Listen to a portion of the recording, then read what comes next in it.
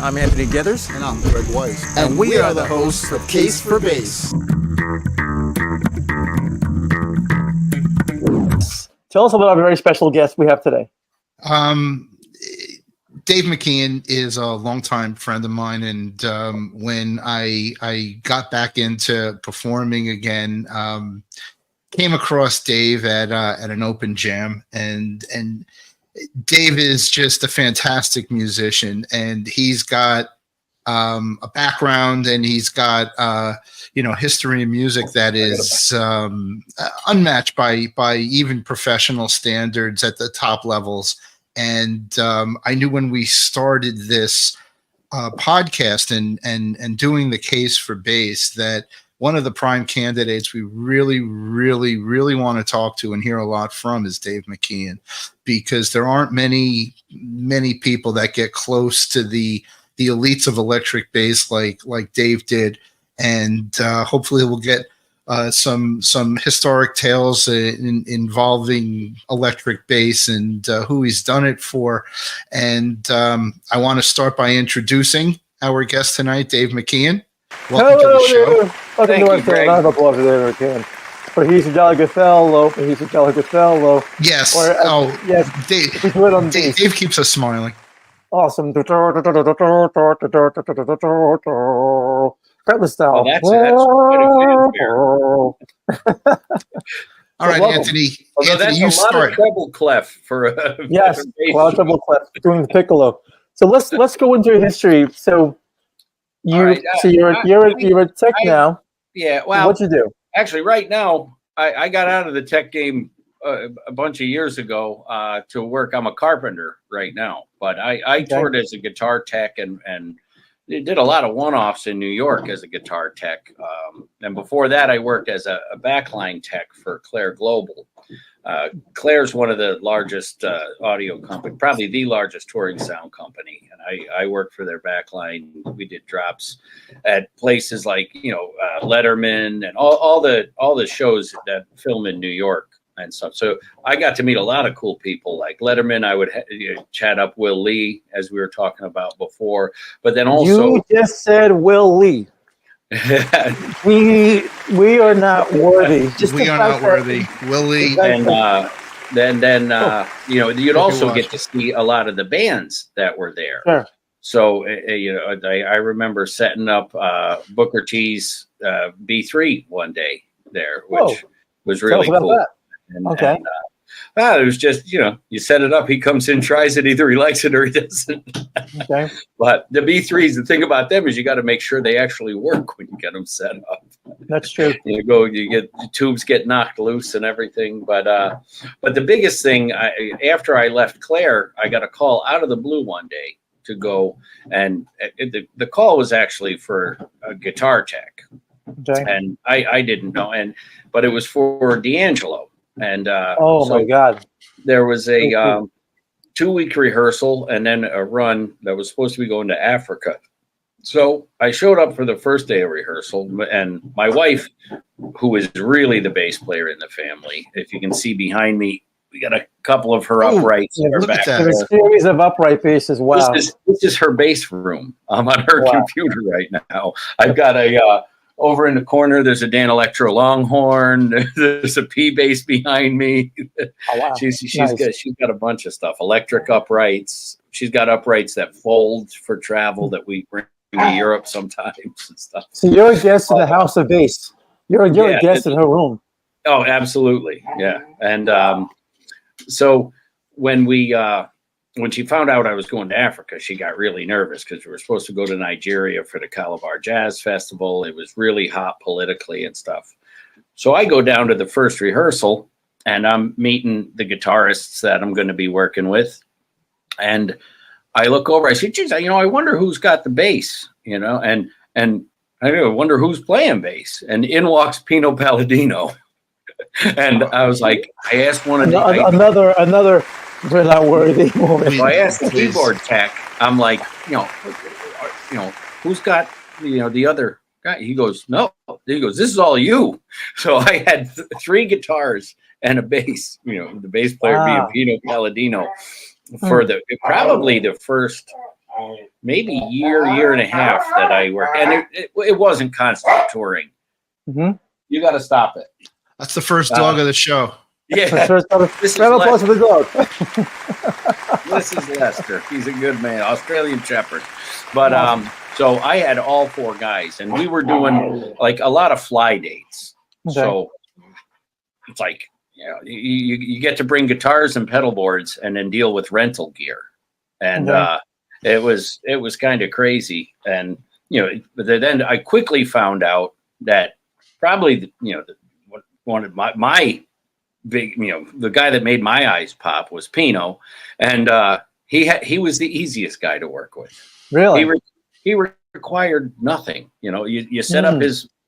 He had a pedal board, and you set up the pedal board, you tune his basses up, he comes, grabs them, and plays them. He didn't ask for anything. And I said, well, what about string changes and all that stuff? He goes, the 62. He goes, don't even touch it. He goes, just leave. I never changed those. He goes, I broke the low E a while back. And I was heartbroken because now, the low E is brighter than the rest of them. Wow. But that's the Jamerson vibe. Okay. Now you mentioned earlier at some point that a lot of players will have these same strings on their instruments for a long period of time. Yeah, Duck Dunn supposedly did. True. It's that vibe. Mary is the same way. She okay. you don't change. Too. And my fretless had 14 years. My fretless had 14 and they're usually like years on the bellows. Wow. Yeah. Now, why do you think that is? I mean, and I know that's very common for flat wounds. It's that thump, and new strings. It takes a while to get that buzz out of them. Okay. The same thing. The guys who like new strings, it's the same thing that the people hate about new strings. I'm the same way on my acoustic guitars. I can't stand because I feel on an acoustic guitar, and it's probably the same thing with the basses. I feel this. I want to hear the guitar and not the string, and like Pino is a lot of his stuff when going for that Jamerson thing is just about rolling off highs. Sure. Let me see if I can close this door and get him quiet down. I could speak about to the strings. I was going to say, I was going to have you add on to that. The legend is, that Duck Dunn had them on forever. And, bass players can only go by what other bass players say or what they read in an article or hear in an interview. But the goal was to how many years can you keep your strings on the bass?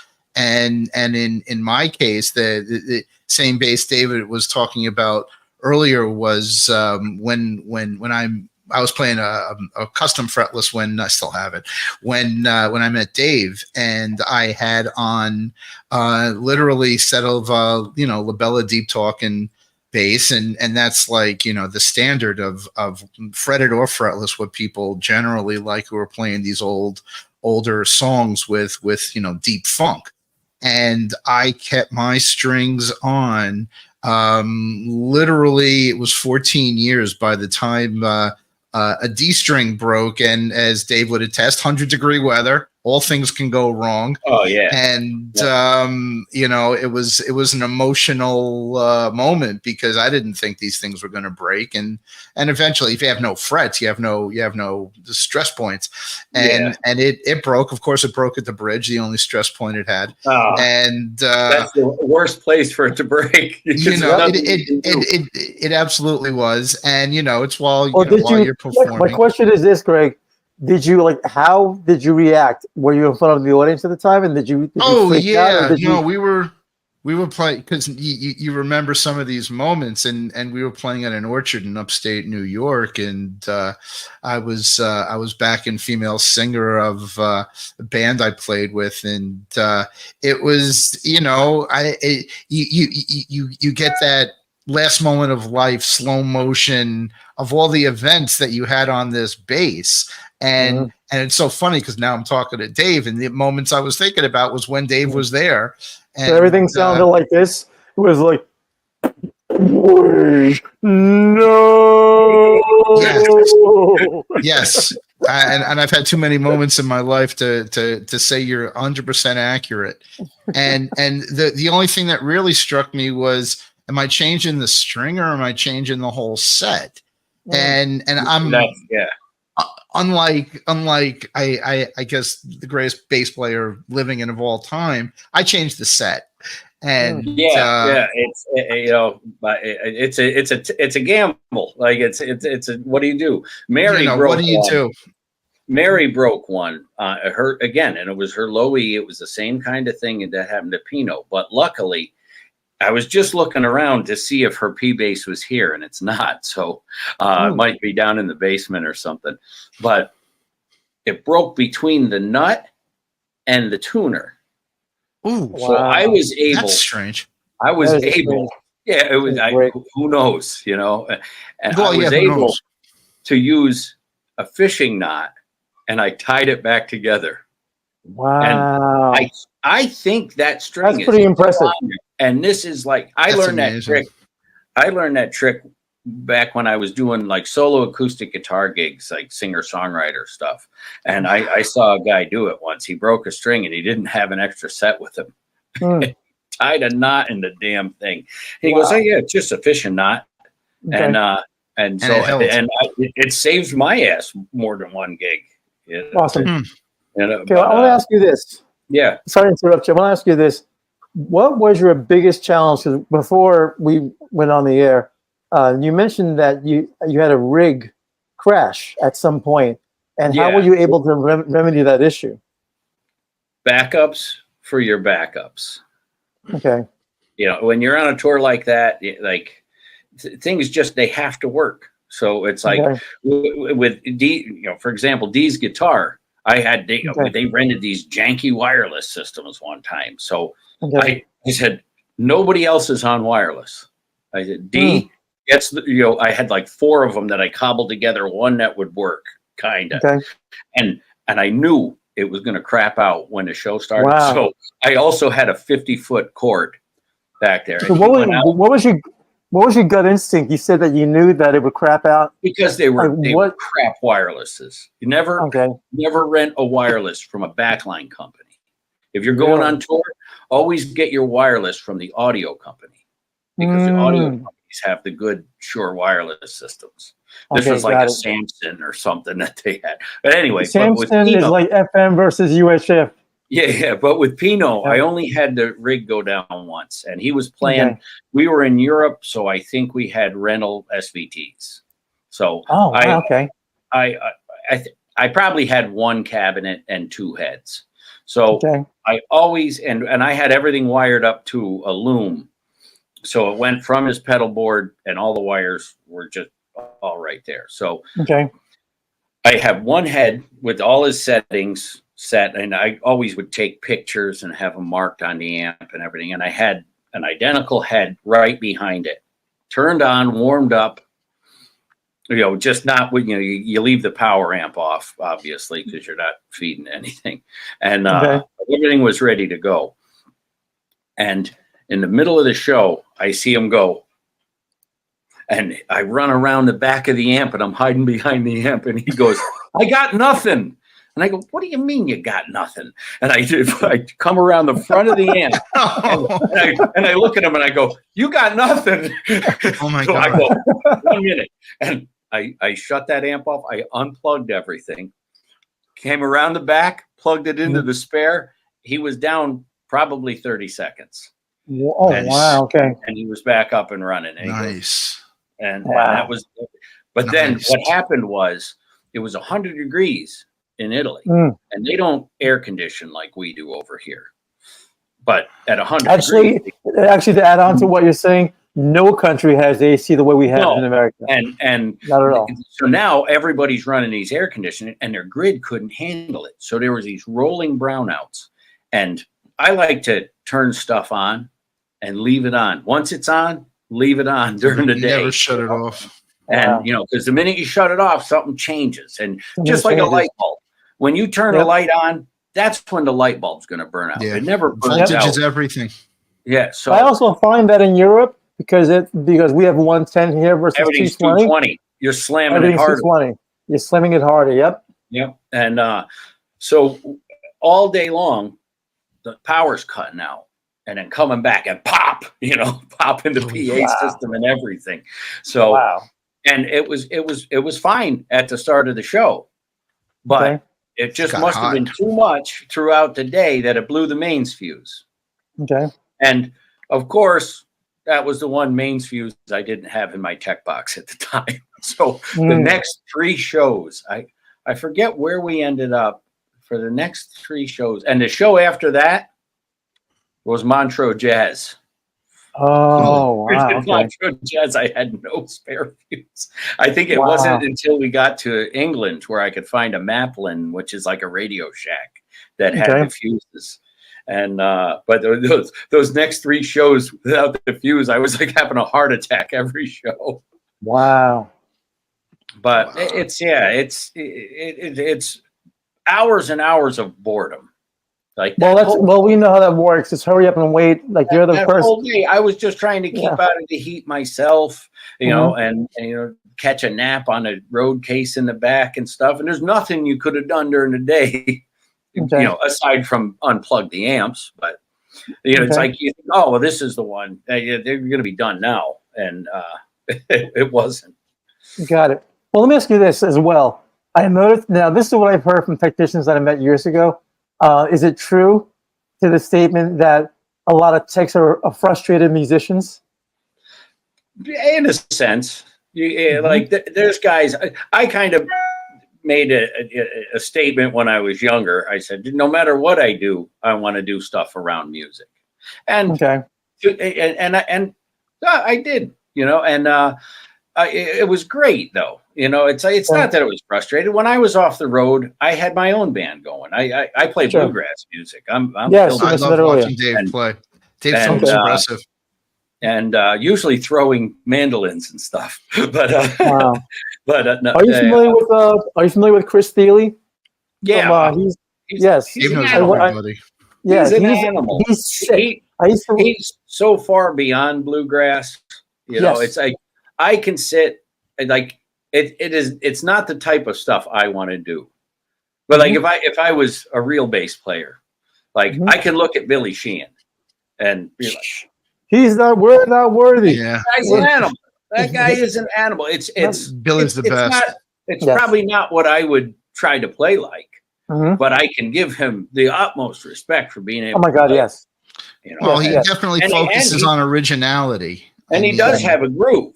Yeah, that's the common thread, no matter what your style is. Yep. Well, and the other thing is that he's supportive. He's supportive of his other members. Yes. And the one reason why I'm bringing up Chris Thiele, because I used to work with him for all the NPR stuff that they would do at Town Hall. And I was never really into mandolin. And once I saw him play, I was like, oh my God, this guy takes every form your of exposure to mandolin is REM and the guy going ding, ding, ding, ding, ding. Exactly. It's like a toy at that point. Yep. But then he was doing these birthday dedications, and he would do like a Leah on mandolin. Just off the top of his head too. Yeah. Yes, exactly. And then that really, I remember first it was the Pure Prairie Companion when Prairie Home Companion. Prairie Home Companion. And I remember Garrison Keillor. Did you work on it when it was Prairie Home Companion? Yeah, only when I was in New York when Garrison Keillor. Yes, when they would come to Town Hall. A friend of mine played on that quite a bit. Joe Newberry. He's actually. Do you know Joe? Joe's played at my house up here a few times. Joe. He stops over on the way, if he's going up to a banjo camp in Massachusetts or something, he always stops and he always talks about, in fact, one of the guys that used to work for Garrison came up, and I can't remember his name right now, but that'd be funny if you guys knew each other. Yeah, but, they were great. I really like great crew. I'm an NPR nerd. Same here. Same here.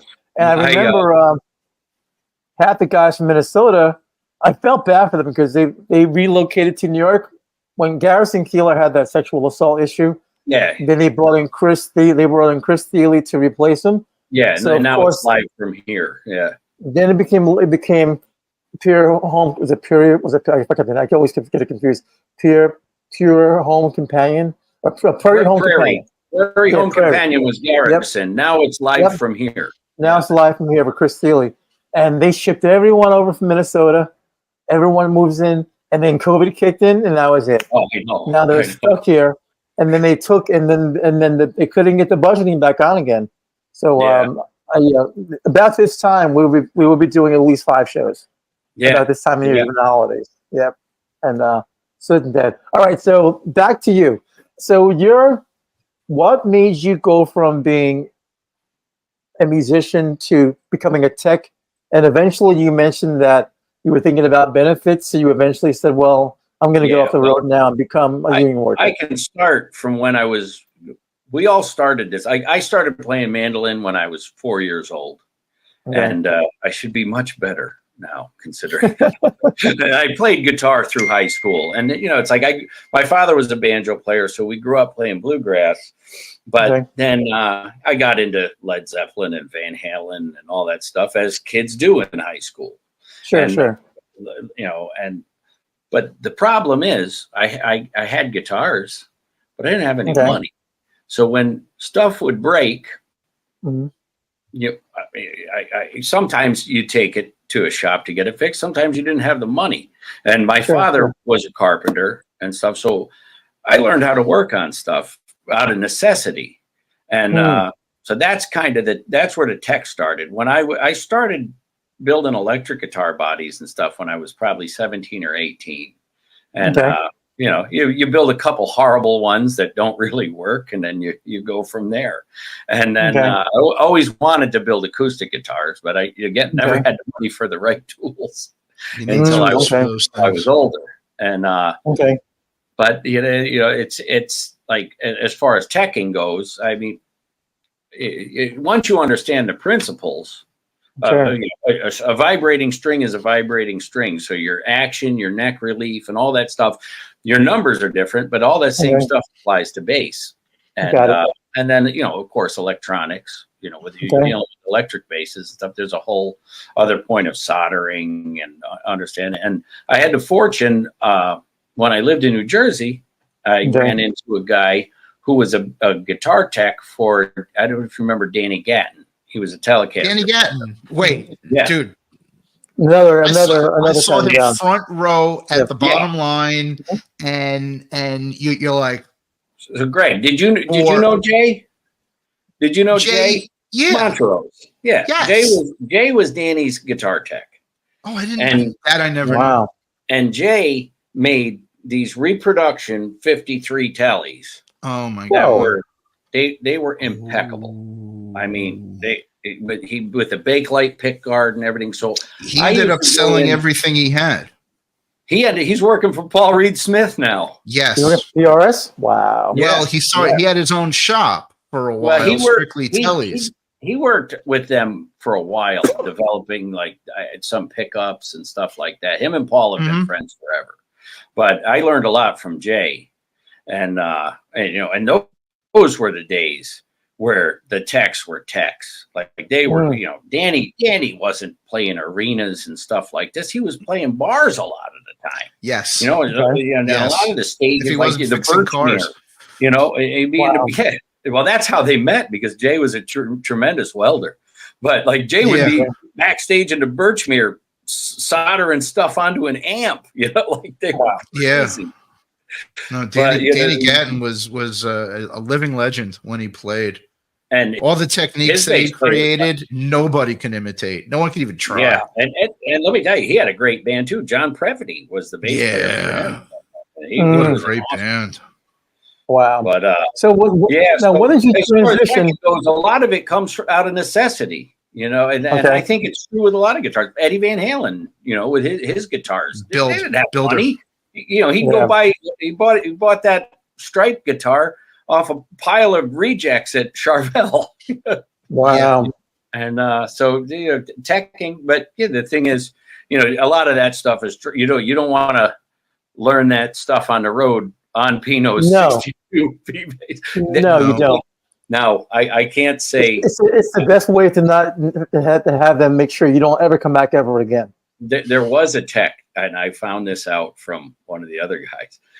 They went out, and Pino usually brings. He's got one of his signature models, with his Fiesta Red, and he's got a Firebird, Gibson Firebird pickup up in the neck, as well as the E-Base pickup, and he brings that, and then he brings the 62 a lot of times. Now, he'll let you know when to change the one on his signature one, and the 62 you never touch. So this tech that was out with him after me, he goes, yeah, okay, we will change the strings before tonight's show. And so, whoa. Not only did the guy change the strings on the 62, he cut them off. Wow. Whenever I would change strings for him, I would wrap them and put them in the thing. So I always had used strings in case he broke one. Can I ask you about that? Because you've changed a lot of strings on a lot of instruments. And the question that just fired in my head is, do you ever cut the strings, and have you? And I mean, I haven't. I mean, I'm just Mr. Case for Bass, bar bander.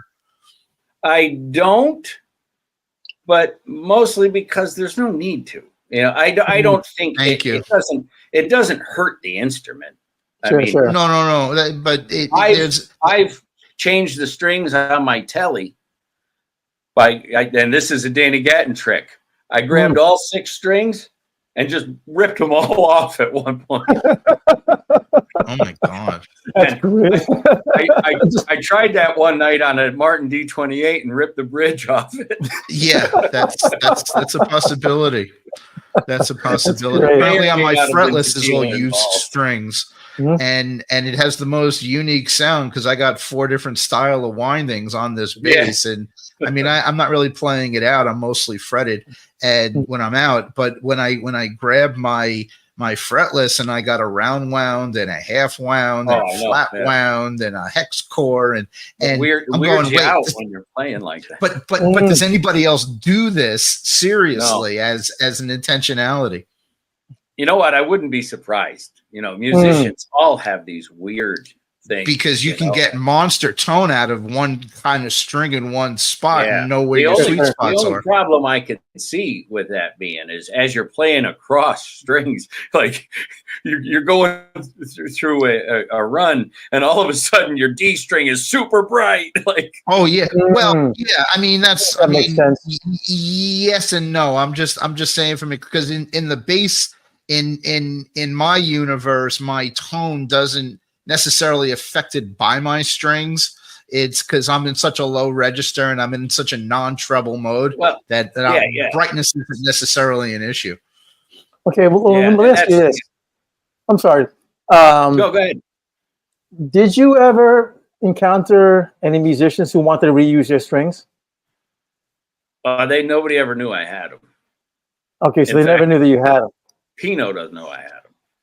Oh wow! Okay, so because it never came up, but if it ever did, he would have been happy that I had them. In fact, I probably have consistency in my tech box still. Okay. All right. Now I want to ask you this. This is now we're going into what's called our last of 1,000 questions. So, what made you transition from musician to tech, from tech to I now need stability? Because as we know, a lot of musicians, and especially I've met a lot of techs who would end up needing insurance benefits. Yeah. Because as you know, you go on the road, you make good money when you're on the road, but you're not on the road all year round. You want, if you have a family, you want a level of stability. Right. So, where did that transition kick in? That's the other thing is your wives always want people to make money, their husband to make money, but they also want their husband to be home. That doesn't exist if you're touring, either as a musician or a tech. Either you're making money or you're home. And it's tough, and that's why most of the techs I knew were either never married or they're divorced. That's the name of the game. That's the nature of the business, unfortunately. But the reason I guess like I got into teching, it was because that's what they were willing to pay me to do. I would have much rather been, on stage playing, but somebody's got to tune them and somebody's got to look after the guitars and stuff. The main thing is like, and with being a tech, what made me the most proud is that you're responsible. Yes. And that's what people don't really understand. Like, it's not about hanging with rock stars and all that stuff. It's about, it's like, I've got all this stuff. I need to make sure all this stuff gets put away where it goes. And I'm the person that determines where it goes, but I've got to set this up as quickly and efficiently so I can get through and play through everything, double check, triple check, everything. Because if it goes down, whether it's my fault or not, it's my fault. It's your fault. And it's your fault because it's if I could sum up teching in one word, it's responsibility. Yes. Yeah, that's it. You have to know. The two basses that he brought with us, the reason he brought two was because with certain songs, he would tune one a half step down. Oh, wow. And okay. So you gotta know what bass he needs for what song. And, it's, there's a lot to it. And again, make sure everything works. And, I've actually had those, I've had his 62 apart, he had there was some foam that he had in there that held the pickup stable that somebody had put in, at some point that needed to be replaced. I actually had to cut a piece off my little mat that I kept the guitars on when changing strings and use that to replace it and stuff. And, again, it's a lot of responsibility. It's that quick thinking. But you don't go through and you ram the screws in and crack the pick guard and stuff like that. You got to think every minute. Who did that, Anthony? Who I cracked did his it. pick guard? Yeah, I did that while I was in Europe. Everybody's done that, but you don't want to do it to a 62p bass. I would. If I had a 62p bass, I wouldn't. I'd bring that to a shop. And the reason that I got out of it was I was out with them for probably 3 years or so, and but like I'd said before, I got in the Carpenters Union when I was 20, and so I'm a carpenter by trade, and I was in local 608 in this city years back, and I was a finish carpenter when I was there. In fact, I worked on Gordon Ramsay's restaurant in the London Hotel. Oh, really? Very cool. The bar back and the wine refrigerator and stuff like that. The bar back. Okay. There was a lot of. Did you work at the Savoy? He had that restaurant in the Savoy. No, but I played stomping at the Savoy. There you go. Jesse and the mothers were playing stomping at the Savoy in Vermont tonight. Very cool. So a friend of Mary's actually, Bill Pop, who has a band, Bill Pop and the Tapes, that Mary plays bass for. He's been around the city forever. They used to play CB's and all those places. And he's a very prolific songwriter and everything. He was a plumber for the Parks Department. And he told Mary, he goes, there's a carpenter test coming up for the city. And if Dave could pass, he's in, and there's benefits and all that stuff. Well, from if he can pass, I went and took the test. I missed one question. Really? I got hired on the first hiring and stuff. And when I took the test, he goes, "How'd you do?" I said, "Missed one question." He goes, "Oh, holy crap!" Wow. I said, "I told you I'm a carpenter." That's great to hear. Wow. And so, but it's there's no retirement for techs and stuff like that. No, there's not. There's no retirement. There's no benefits. If you were with a guy who would, and forever, you hear stories of, guys at tech for, ZZ Top. Huge artists. Tech for ZZ Top. Yeah, and they tech for him for like 40 years. I'm sure ZZ Top made sure they were taken care of. Sure, he became the bass player. It's like. But we all know that's very rare. That's a very rare position to be in. Well, still no one knows his name. I mean, all due respect, he goes on stage with a 19-string bass, and Everyone just goes. Our joke is the guy who's the bassist for Uriah Heep. Yeah. No one knows his name, but we know the band. Yep, you know the band, but you don't know the bass player's name. I apply that same theory for the bass player in story Styx. about Uriah Heep. They're doing so well in Europe. They do really well in they Europe. always You did don't know better in Europe. Yep. Yeah, you say Uriah Heep to a teenage kid that has no idea what you're talking about. What are you talking about? Yep. So, but all these 19 and 20 string bass, I blame Anthony Jackson. Oh, yes, he was the starter. And he's been the common thread on this program. He's been mentioned in every interview. Yes. Every interview thing comes up. Every interview, he becomes mentioned. And Anthony, if you're watching, we want you. We love you. He was the one my friend did a like one of those "We Are the World" songs for Earth Day called "Let It Be Earth Day Every Day," and I think it's on YouTube and stuff. I think Anthony Jackson played bass on that, and they had all the stars of that time. It was in the '90s, I think. And like all the star kids who I can't remember any of their names because I was never into he's that. He's just a mega heavy, and he uses all the parts of the bass, and I know his notations are just epic. He was the one that said that Leo Fender had it wrong. He says Leo Fender should have made 6 strings, not 4. Yeah. Yep, out of the gate. Never knew that. But what I always loved about and players, we were talking about Chris Thiele, Anthony Jackson, all these guys, and this is what I struggle in my own playing, and this is what I work on now. I haven't done a gig in the longest time because I sit home and practice now, and because my playing, I'm sitting here having a conversation with you for an hour. I'm not thinking about it. The next word just comes out. I make sentences. I'm not thinking about what scale, what pitch is this word going to be and all that. Sure. I'm just talking to you and we're having a good conversation. I want my playing to be as effortless as this. And don't we all? And it's the hardest thing in the world. It sounds so simple, but we all fall into the same traps of playing in boxes and scales and all that stuff. And like, that's what a lot of guys will tell you, get away from that. I play in a band that has no audience, so my playing is like that, and I'm reaching out, going, "Listen to me. I can arpeggiate, I can scale, I can chromaticize my emotions." And Lefty, I know you love my sayings, so here's another one for you.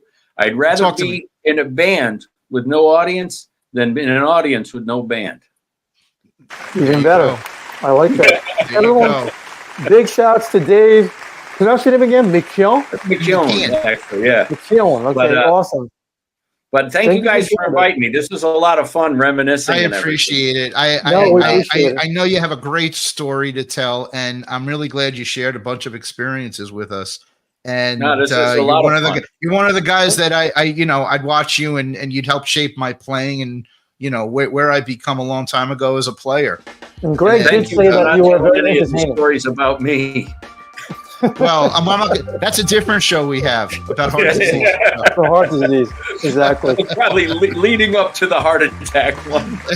Well, I was there for that too. It's kind of what spawned it. So I know. All right, Dave, thank you very much. And thank you, Dave. Yeah, don't hang up yet.